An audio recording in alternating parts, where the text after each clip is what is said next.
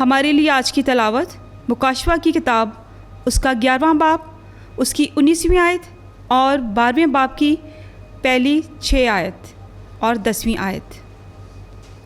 और खुदा की हैकल आसमान में खुल गई और उसकी हैकल में उसके अहद का संदूक नज़र आया, और बिजलियाँ और आवाज़ें और गरजी और पैदा हुईं, और जंजिला आया और बड़े बड़े ओले पड़े। फिर एक बड़ा निशान आसमान पर नज़र आया, यानी एक खातून जो सूरज को ओढ़े हुए थी और जिसके पाँव के नीचे चाँद और सर पर 12 सितारों का ताज था। वो हामला थी और तकलीफ़ में होकर दर्द-ए-ज़ा के सबब से चलाती थी।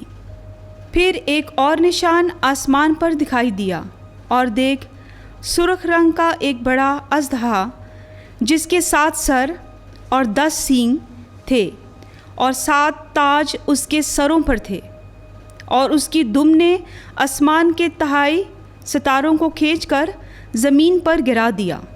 फिर अजदहा उस खातून के आगे जिसका बच्चा पैदा होने को था जा खड़ा हुआ, ताकि जब बच्चा पैदा हो तो उसे निगल जाए। और उसके यहाँ नरीना फर्जंद हुआ जो लोहे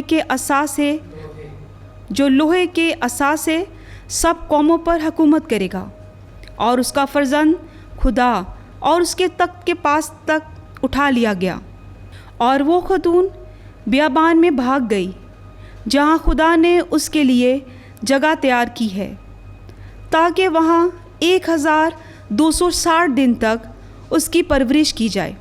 और मैंने एक बड़ी आवाज़ आसमान में ये कहते सुनी कि अब नजात और कुदरत और हमारे खुदा की बादशाही और उसके मसीह का इख्तियार ज़ाहिर हुआ, क्योंकि हमारे भाइयों पर वो तोहमत लगाने वाला गिरा दिया गया जो रात दिन हमारे खुदा के आगे उन पर तोहमत लगाया करता था। पाक कलाम के पढ़े और सुने जाने पर खुदा की बरकत हो। खुदा का शुक्र हो। आमीन।